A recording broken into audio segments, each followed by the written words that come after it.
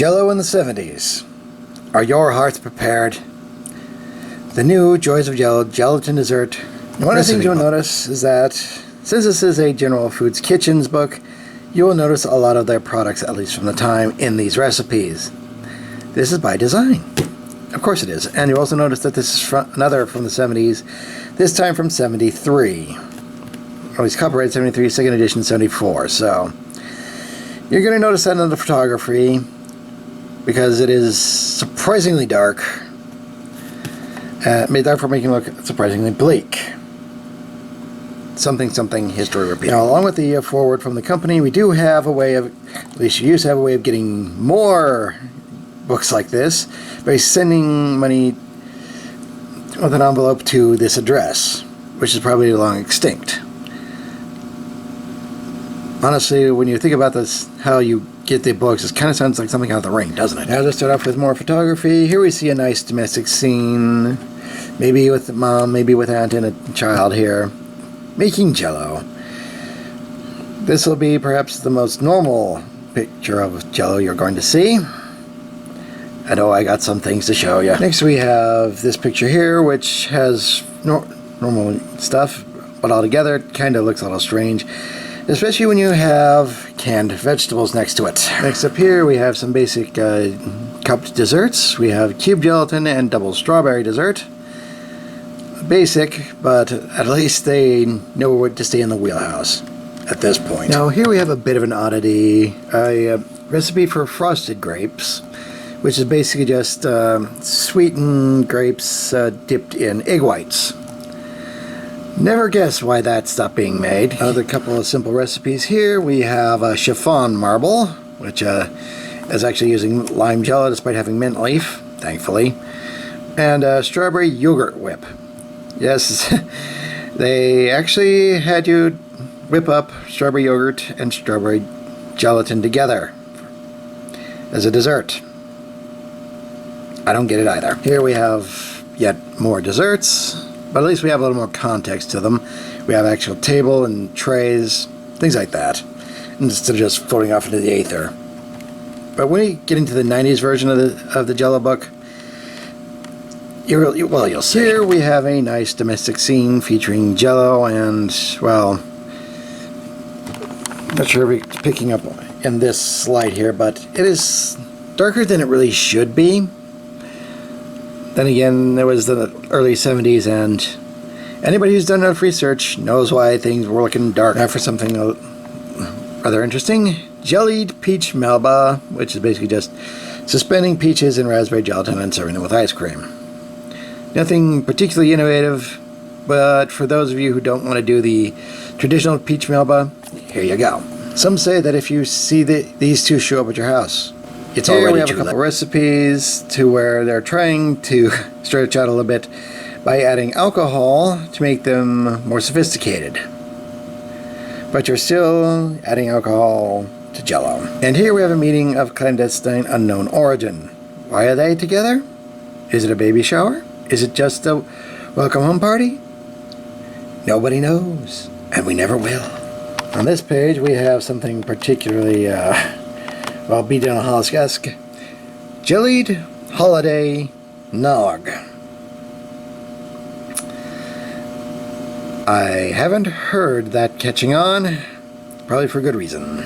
For something that seems a little more reasonable, we have the key lime pie, or at least a cheat key lime pie, and strawberry supreme, which has a significant amount of liquor in it. Yeehaw! Now on this page here we have one of the few recipes I have actually tried, the Crown Jewel cake, which is really just 3 different versions of Jello, 3 different flavors of Jello, your choice really, but you want to at least try to get them to go together, suspended in a combination of both Dream Whip and lemon Jello, and pineapple juice. Not bad, but for the work you have to put into it, you kind of expect better. Next up we have a grasshopper dessert. Yes, it does have creme de menthe in there, and peach gem pie, which is basically just a jellied peach pie. Yep, this must be what they serve nasty food critics in hell. Now we have the accompanying page of salads. salads that use Jello. This one might be a bit much for some people. So feel free to pause at any point if you feel your gorge coming up. They're starting us right off with the unpleasantness with green garlic saddle bowl, which was on the previous page, and chili salad niçoise. We continue with antipasta salad that is indeed suspended in gelatin, and under the sea pear salad, which is, well, it's a brick of pears suspended in gelatin and cream cheese. What do you expect? You know that meme of "this is fine"?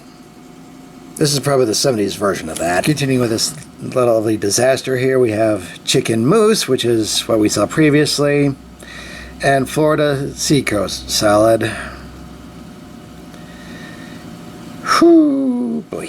Even more salads, unfortunately. This time we have jellied gazpacho salad, according to the recipe on the next page. Yay. And here we have salads in forms that should never be in, with a jellied fresh vegetable salad and zesty ginger fruit salad.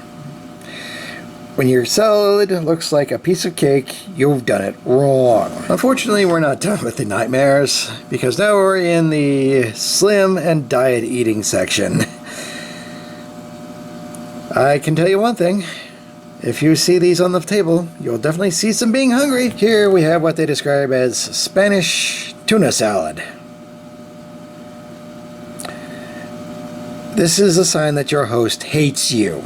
Thankfully, with that part over, we can move on to special events, which includes things like salmon mousse, creamy blue cheese salad, and fresh fruit salad. I'll let you guess as to which one's which. Now we have this particular interesting thing of artichoke salad, which uses frozen artichokes, Italian dressing, and lemon jello. Now more worse than the molded potato salad on this page. And now for something really confusing, cheap marzipan using Jello of any flavor. I am confused more than usual. And here at the back of the book, we have the definitions of what you would just said Jello. One would think that'd be at the front, but no. And the wide variety of cups you can serve Jello in. So basically, if it can hold a liquid, it can hold Jello. What a surprise! Now, I have seen copies of this book floating around eBay and Etsy, so it's not hard to get a hold of. It just matters to what you're willing to pay for it, for something this esoteric and bizarre, honestly. You may get some excitement out of this, you may get some humor out of this, but whether or not you get any sort of culinary anything out of this is going to be up to you. Anyway, I'm Deceptiwolf. This has been the new Joys of Jello. Gelatin is our recipe book, and I bid you good night.